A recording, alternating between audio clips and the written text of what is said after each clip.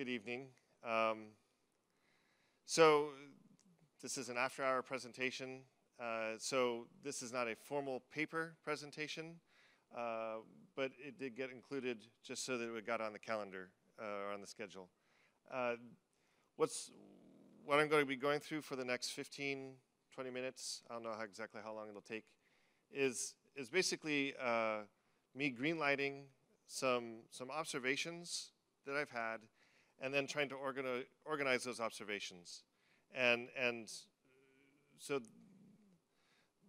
these are in process, and I'm actually wanting to then share them and just kind of have a discussion time and see what others think. Alrighty, so if you look at what's out there, and if that's hard to read, I did printouts as well in a different font. So if you want to, you can come get a printout. What this is looking at is what I'm generally referring to as the traditional translation process. And so you see here is listed the source text, and in general, when we talk about doing Bible translation, what we view in our minds is going from the Greek and the Hebrew on a journey, the translation process journey, and at the end producing a print Bible. Okay, that is the traditional view of Bible translation. And what we have here is this is where the translation consultant typically is involved. They're helping a team navigate this journey of going from formally, ostensibly, the Greek and the Hebrew, to producing a print Bible in their language. And then from there, you have secondary or derivative products that are derived from that print Bible. So the production of an audio of the print, and now with the introduction of technology, we're seeing more and more combinations thereof. So you have audio and print, songs, print visual, oral stories. I tried to use generic terms instead of referring to specific products, but you can see the whole range. And you could add lectionary. You could add a variety of things to that. Okay? Okay. What we're seeing more and more today is a different journey taking place. So we're still in the source text area, and we're looking at, okay, our source text is now multiple different things. So the LWC is the language of wider communication. So that would be your print language of wider communication Bible. But people are also using as their source or reference the Jesus film or a story set in one language. Bible story video templates, shell books, and I would add to this lectionary or this is their starting point, and they're making this journey to produce a variety of vernacular products. Okay, I intentionally did not draw a line like I did up here, down here, because oftentimes it's one-to-one. So let's see, Jesus film would go to Jesus film, like that. But not always. It's sometimes now multiple sources and multiple end products. Okay? The Greek and the Hebrew is still back there. We're still referring in some way back to the Greek and the Hebrew. The translation consultant in this context is then being asked to help a team navigate a journey from here to here. They're still looking at the dotted line indicates, okay, the translation consultant is going to try and keep the Greek and the Hebrew in mind. And the same way up here, at times, a translation consultant might be involved in helping in the production of these secondary products, but not always. This is traditionally viewed as the area, the sphere of influence for the translation consultant. Is this, everyone's following. Okay, so what I'm saying here is now we have these emerging paradigms. A journey has been happening where we have been going from this to more and more seeing this journey happening. So we're not starting with the production of a print Bible. We're starting with something in a language of wider communication in any one of these areas, and then saying we're going to produce something from that. Okay? All right. So some ways in which a shift has occurred. So I want to start with, so this is in the broad interest or the broad context of ending Bible poverty, first of all. So more and more we're hearing we want to end Bible poverty, okay? That's kind of framing the larger discussion. And then oftentimes what's happening is that the goal is to increase accessibility and relevance. So what we've seen is, what we've been experiencing is that we produce a print Bible, but it is not easily or as accessible as we would want it to be. It's unfortunate, but it's just not happening. And so instead, we're producing a vernacular audio because that's more accessible. We're producing something that is song or an oral story or something that has a visual component because it's more accessible and maybe more relevant. They can identify with, they can relate to it more easily, okay? So this shift is being driven by some of these factors of this larger context of wanting to end Bible poverty and trying to increase accessibility and relevance. So the first shift that I'm highlighting is that Bible has now been broadened to all of these products. So some will, if pressed, someone will say, no, this is not a Bible. But we are bringing scripture to them when we bring a set of oral stories. Or we're bringing scripture to them when we bring the Jesus film. Or we're bringing scripture to them when we have audio or audio-visual. Okay? So Bible has been broadened. Relevant scripture material. Okay, so that is a shift. It is not strictly this thing right here. Okay? So that's one aspect of the shift. Translation then is being broadened to include from one media to another. So if you go back up here, if you were going from the Greek and the Hebrew, or even a language of wider communication, it was a print product to a print product. So same media. But now we're seeing more and more is that we're going across media. And so a language of wider communication in print, which has then been maybe recorded, is then serving as the source for any one of these things. And so now we're crossing media. So you're translating not just across languages, but you're also translating across media. So the translation aspect is now, there's two facets that need to be navigated.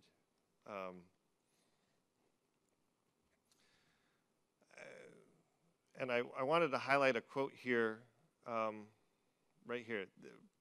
This comes from Julian Sundersing. He wrote a book called Audio-Based Translation. And if you're thinking that you'll pursue more in oral translation or oral storying or whatever, I'd highly recommend that you read his book. It's $10 on Kindle. The print copy is not available anymore, but Heather Beal, thankfully, because we wanted to use it for our old translation course, got them to put it on Kindle. So he makes this simple quote, which I think highlights this aspect of translating it from one media to another. Print is for the eyes to see, while audio is for the ears to hear. And then he makes the case that if you take something that's print and just make it audio, just because you've recorded it doesn't mean it's meant for the ears. It's still something that was meant for the eyes. Does that make sense? It was meant to be something that was read. And he gets into discussions of content load, of how quickly you're introducing content, how quickly the pace moves. Print often doesn't have a lot of the oral features that you would have in language, whether it's mnemonics or tailhead linkage or just the pace in which things are presented. So he's saying that if you're going to produce something that is for the ears to hear, it should be a process that's oriented around, that is centered on that. It's Julian Sundersing, called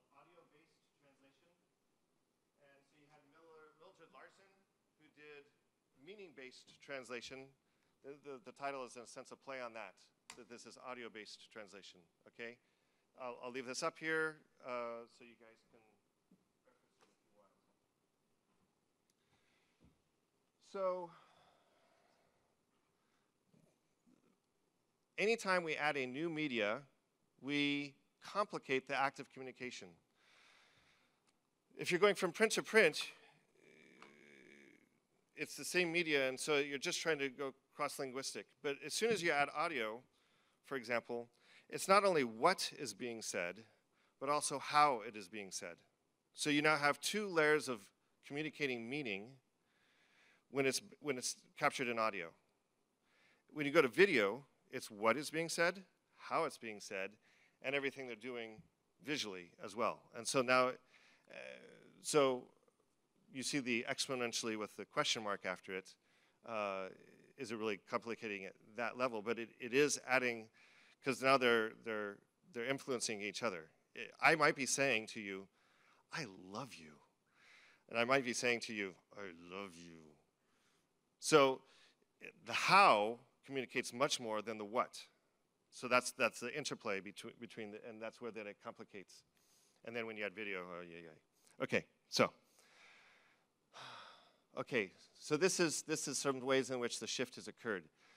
So I'm going to give one example of how it was affecting my own work and kind of what was the reason for me getting into this, or even looking at this.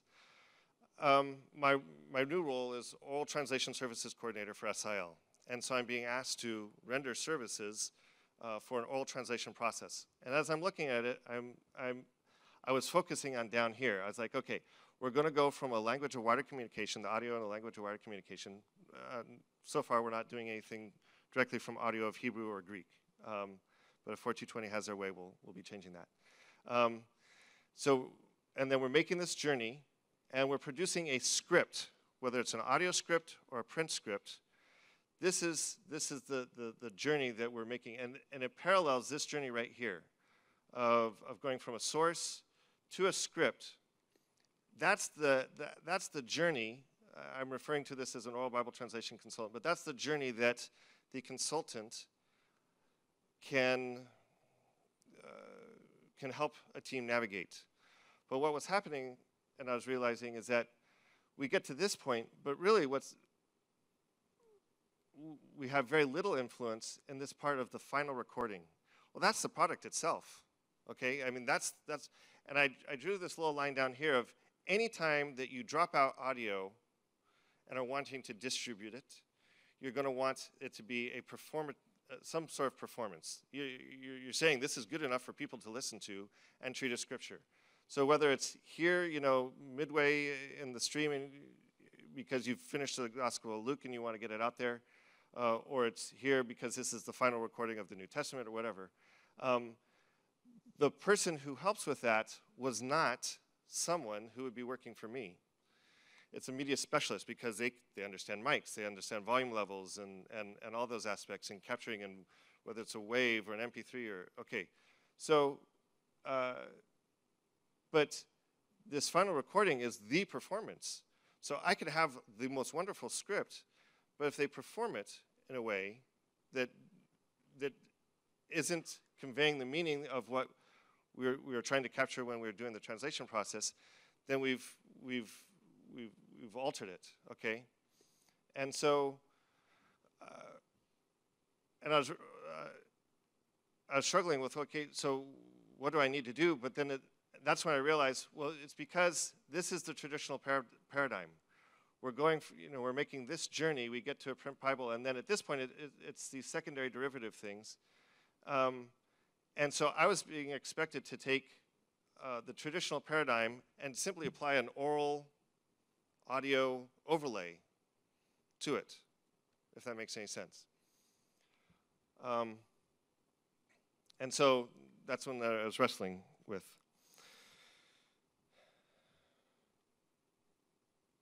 So at this point, that is the basic presentation. That's the paradigm shift, or as I put it over here, this emerging paradigms. So this is still going on. It's not like a shift has occurred where one thing has been stopped, and now all of a sudden we're doing this thing entirely. It's just saying this is still going on, but more and more of this is occurring. And it's occurring. I mean, there's 30 organizations who are here, okay? So it's occurring more and more. I don't know how many of you have gone to EMDC or know about EMDC, but that's a significant number of people who are doing all of this, okay? And so,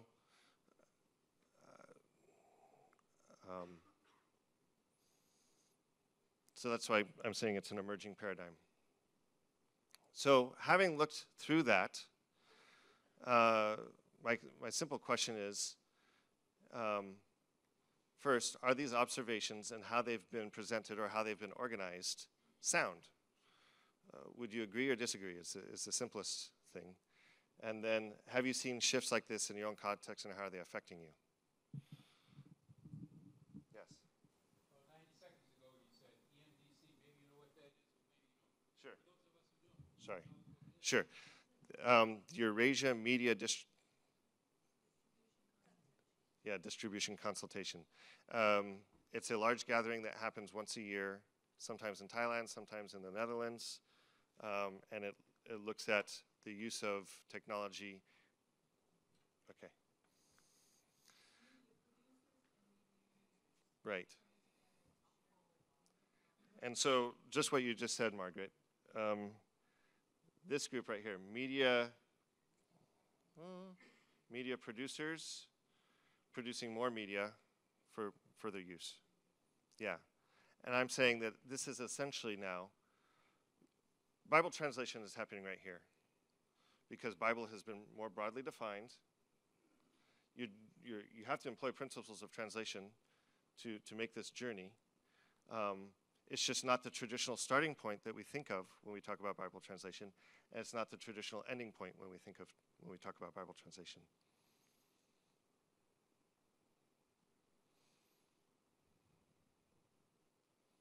Yes.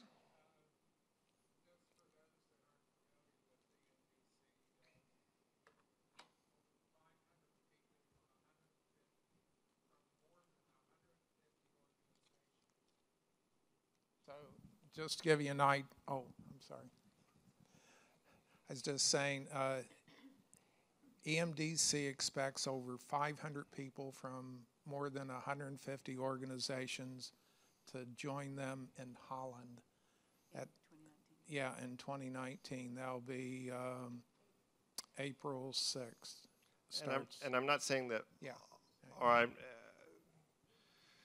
again, these are observations, and I'm applying then some decisions that I've made to it, but I'm not saying all of them are doing Bible translation. But if it involves Scripture, and it's an act of communication across language or across media, that is translation. And since it's involving Scripture, it's Bible translation. Alrighty. So, are these observations, and now have they been presented, sound, or simply put, would you agree or disagree? Okay, thanks very much, Brian, Sure. for your question. Michael Jeffrey. My question is just about what we were just saying there a minute ago about all of these things are translations, involving translation. I think in some extent you could say the same thing in the old paradigm when we just translated a written scripture. Once it was written, it also had to be performed, had to be read in church. So, and we didn't, at that time, we didn't sort of get involved in, we left that to the preacher or the Bible, the person who read in the lectionary in the church. So there was a presentation there, but we didn't think of that as translation. So I'm not saying you're wrong or right. I'm just observing that's. No, I think if you're to apply what I'm talking about down here back to what was going on back here, as soon as you're trying to take it from print to audio, it has to be expressed in some way, and that has to then it has to start, how they're saying it is going to start to influence the interpretation of that scripture and convey meaning. And so maybe we didn't formally recognize it, but it's still relevant, whether we're looking. So that's why it's saying this is a continuum of emerging paradigms. And as we engage more and more in oral Bible translation or oral storing, and we're saying, well, gosh, you know, I can get the product to here, but until I have a final recording that has been performed, that's what everyone's going to hear, and how they perform it is really going to be the test of what it's communicating. So then we can then take that back and say, well, okay, it's just as influential up there as well. Yes, Dirk. I appreciate it too, Brian. And I'm not very good at graphs like this, but what I do see with the final recording and script, and I think you probably mean with that not necessarily is one, a recording of all the Bible has been done, because what we've been already hearing this week, when actually passages are translated and they have been checked, they become part of already a distribution.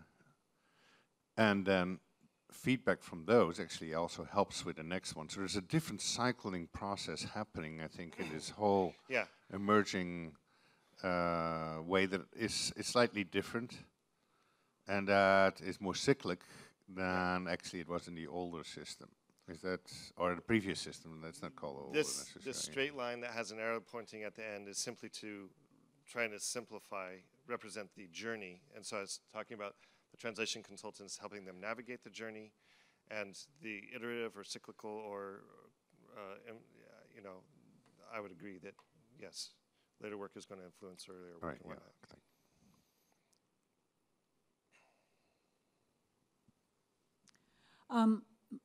My name's Margaret Dahl. What we're seeing in international media services is that in the past, people have come and they've wanted to do a scripture video because the people in the language community aren't reading the Bible.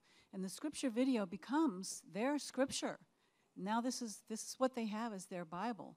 Now things have changed a little bit because with a lot of the things, orality going on, people are wanting to start doing these scripture videos from an oral source to begin with you know, where there hasn't been anything printed, nothing's been really translated yet. So we're seeing this paradigm shift from field teams who are coming to us and talking to us about whether we can support and do this and do the quality checks on the videos and things like that. Also with the scripture videos, a lot of times, even though there's a print that it's taken from, the script has to be consultant checked again because changes have to be made to fit the language in there.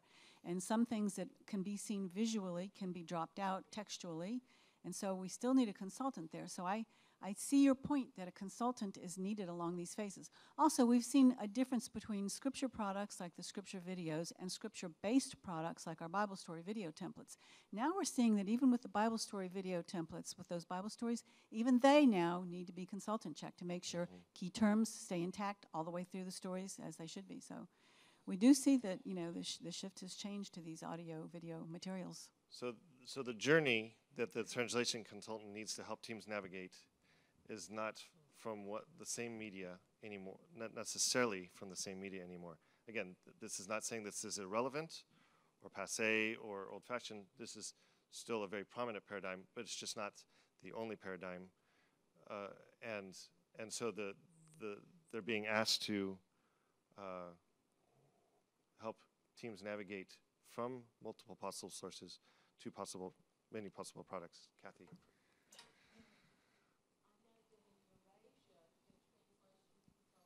Struggling with, now they have to check, there's an explosion of all kinds of media, so they're struggling with, so we need guidelines for checking all these different things. You know, people are using Facebook like crazy and YouTube and it's real easy to just do something and put it on the internet without it being checked. And so like Margaret said, yeah, they want to be involved in all these things, the translation consultants, but I think, at least in Eurasia, they're struggling with what does it mean to check all these things. It's very different from checking a print translation.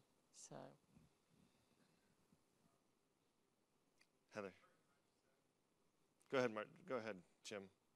She pretty much said what I was going to, but might add, going back to EMDC and kind of building on what you've said, there's a lot of people in what used to be our sandbox as Bible translators, and there's just a flood of people out there, and in a sense they are translating in many cases, and we do have more of an interest in the accuracy and just getting things exactly the way they should be, as opposed to just getting a product out there.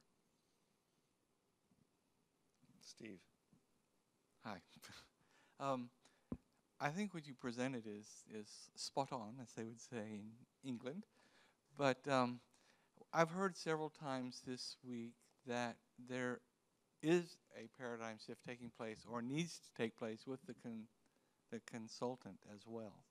Because the process of consulting some of these, what used to be derivative products, are not necessarily the same as a written Bible translation. I'm definitely feeling that in this slide of, I would like to have a consultant who can help the team navigate, and doesn't necessarily, for me, we're now getting into sort of some applications, but it doesn't have to be the same person, but just a person knowledgeable of the issues that they need to be taking into account, whatever portion of the journey they're helping the team navigate. What I'm finding is that your term media specialist, I think it shouldn't be restricted to technical sides, because there's a whole realm of communication. And what I find it works really well is when a translation consultant works beside a communication specialist, and together they consult that new paradigm product. Works really well. I put media specialist simply because it's oftentimes the person who is well trained in the use, this whole aspect, the mics. Brad. But you're right. I struggled with whether to have something there specifically or not. My name's Sylvia, and I work with YWAM, and we partner with the Jesus Film Project. So we work with the simple narration version, and we do have a translation and consultant level person in the room, actually instructing the mother tongue speakers who are working with us on how to use the software program that we use to adapt and translate the script of the Jesus film. We've mainly been working in PNG, Solomon Islands and Vanuatu right now, and so we're generally working from the English-based script, but we also have the paratext version of that language dropped into our software program. So there's about 80% of the script that's from Luke, and so a lot of it is copying and pasting, unless the translation is a lot older, and then the translators say, actually, we need to change a word or two because our young people won't understand. But we do attempt to have a translation consultant in the room. Thank you for sharing that.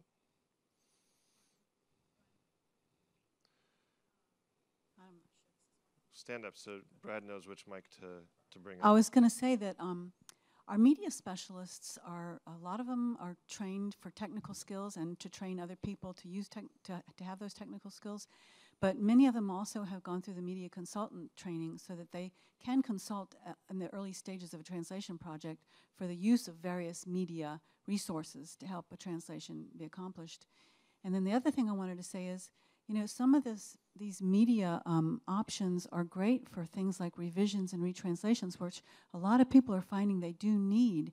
And so with audio and visuals and scripture videos, that's a good time to put in your revision material or your retranslation and use it and put it out in the community. And I hope that I wasn't saying that this person was disqualified in the role. So I didn't hear you, Jim, but I'll take it as positive. Brian. Brian Harmelink. I apologize. I walked in a couple of minutes late, so I don't know if I missed something at the beginning. But my question is, there are two slides, right?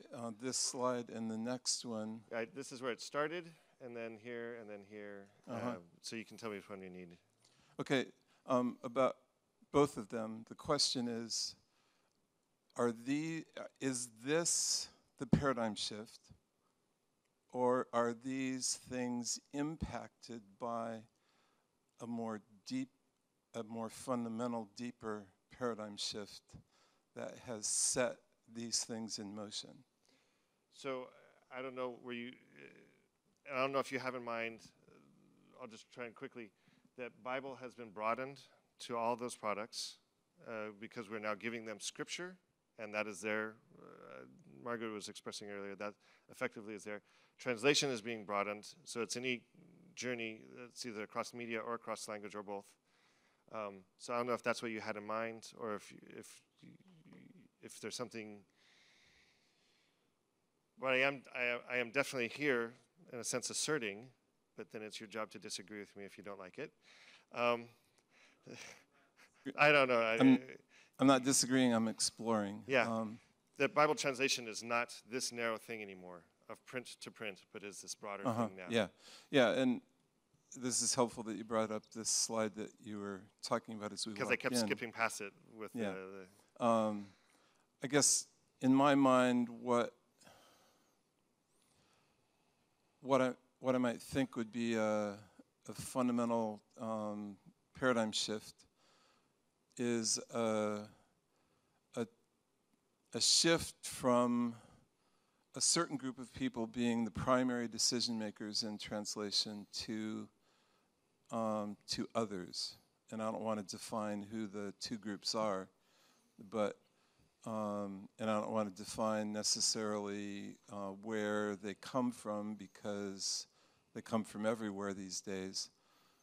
But I think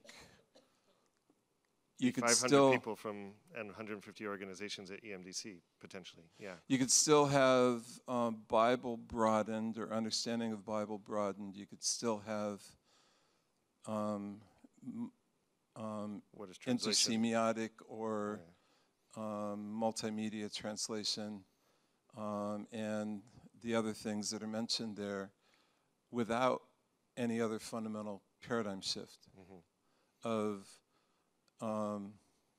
certain people relinquishing the position of power that they've held for a long time, and just wondering whether these kinds of things are the result of a paradigm shift, or whether they are the paradigm shift in itself. I think they're two different things. Dick Croneman wants Brian? to reply. I'm fully with you. You're Brian there, too. I'm a little bit more pragmatic, so I'm maybe not afraid to say this straightforward. But somebody already said consulting checking.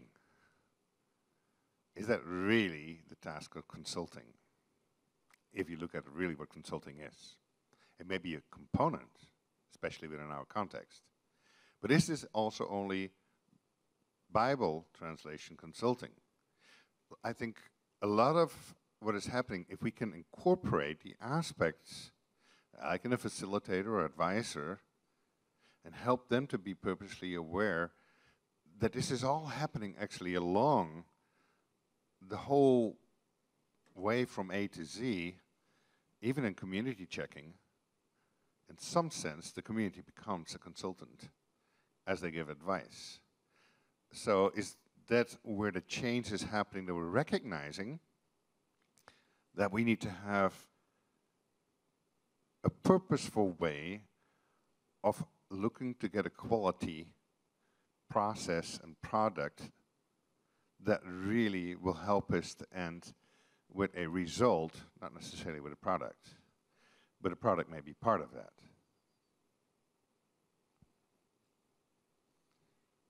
In one aspect, I can't necessarily reply to the whole thing, but when talking about this, I, for myself, was trying to be intentional, saying that this person that it's nice to use this term because we can all immediately identify it. It's a relevant, it's an easily known term for us.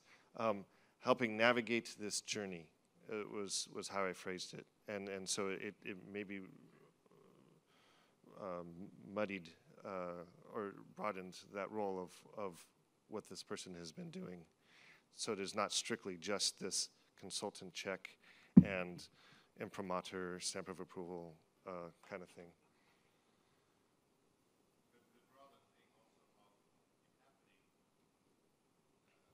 The broader thing that's also not happening necessarily by an assigned person, that there are procedures that actually also facilitate the same process. And is that part of the recognizing in, I think, maybe this whole paradigm shift, that we need to pay attention to that purposely where it happens and strengthen that instead of getting more consultants.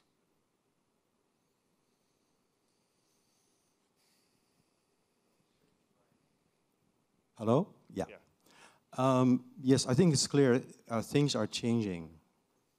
But can we call this a paradigm shift? Another, a broader vision of the translation. So, I mean, who defines what, the genre of Bible translation is? Is that the producers or the users? Is this an ethic or an emic? And I would expect that, in light of the wide variety of communities, there may be a wide variety of perspectives on whether there is, whether there has been a change or not, because there are various perspectives on what is Bible translation, and some people have a very narrow view, and others have a much broader view. Now, when I look, for example, to Asia, many of my brothers and sisters in India and in Indonesia that I know have a fairly limited or not a very broad perspective on what actual scripture is. Also, what I'm hearing is that the people who are talking about paradigm shift, those were people from the West, not from the South. And so I think we need to be very careful to not claim a certain shift.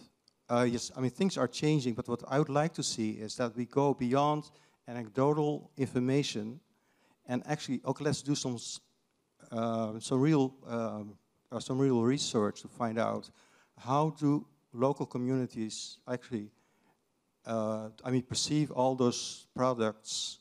And yes, I would believe that in a number of cultures, people will say, yes, like the Jesus film, that is our scripture.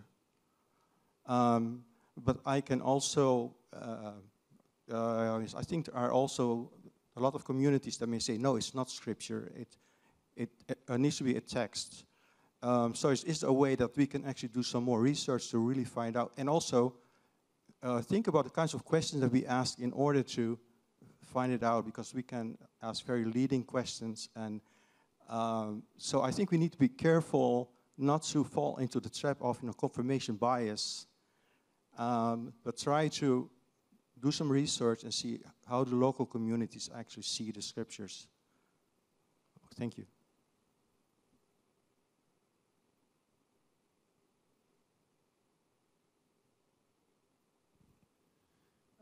Since we're exploring, I'm sorry, I'm Dave DeGraff.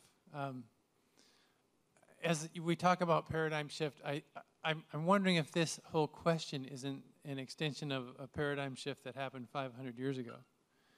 When we talk about what communities perceive of as scripture, my experience is, well, which part, the Catholic or the Protestant part? And the reason this matters so much to us is because we're Protestants, and we've moved our locus of authority to scripture. So we really want to know what Scripture is. But for many churches, I work with, it's not that big a question. The locus of authority stays with the church, and the authority to interpret it is with the church. For us, with the priesthood of believers, we have the question, well, which section of believers has the greatest authority to interpret? Is it the consultant, or do we push it sort of down to the community? So for me, I think it's a paradigm. If it's a paradigm that's shifting, it's one that started a long time ago. And it's just, it's a problem that wasn't a problem until Luther tacked those things on the wall, or John Hus or Wycliffe, whoever it was, who got the ball rolling. So, I mean, that's our paradigm that's not shifted. It was just that we need to figure out what the implications of our Protestant paradigm is.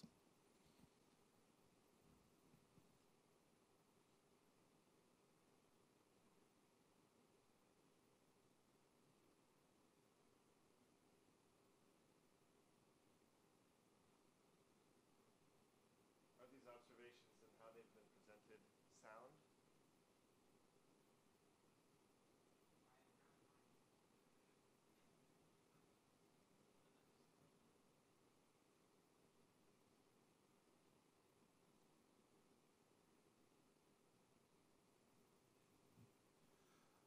I just want to mention that I think the contrast that you're showing, at least as a part of SIL, I think is helpful.